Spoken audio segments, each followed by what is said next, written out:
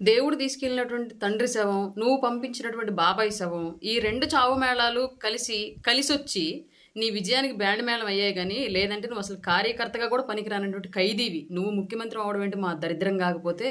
ప్రజలు 11 సీట్లు ఇచ్చి నువ్వు చేసిన పాలన చాలులే బాబు, ఇంకా ప్రతిపక్ష హోదా కూడా అక్కర్లేదు, విపక్షంగా వెళ్ళి కూర్చో అని అసెంబ్లీకి పంపిస్తే, అసెంబ్లీకి వెళ్ళి కూర్చొని 11 నిమిషాలు కూడా ఉండలేక పవన్ కళ్యాణ్ గారిని చూసి ఉచ్చోసుకుంటూ ఉరికొచ్చిన ఉలిపిరిగాడు బయటకు.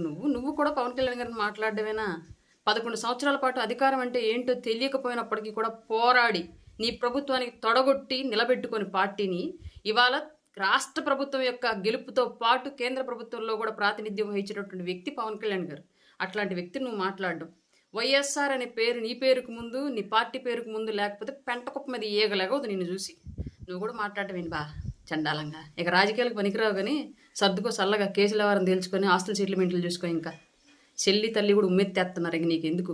ఇంతకుముందు ఆంధ్రప్రదేశ్ రాజకీయాల్లో కేఏ పాల్ గారు ప్రెస్ మీట్ పెడితే జోక్ ఏముండిద్దని చెప్పి చూసేవాళ్ళు. ఇవాళ ఆయన చూడట్లా, ఆయన మరిపించి జోకర్వి ట్రోలర్ నువ్వు అయ్యావు ఆంధ్రప్రదేశ్లో. నువ్వు ప్రెస్ మీట్ పెడితేనే మేమర్స్ వచ్చేస్తున్నారు ఏం మాట్లాడాడు అని చెప్పేసి.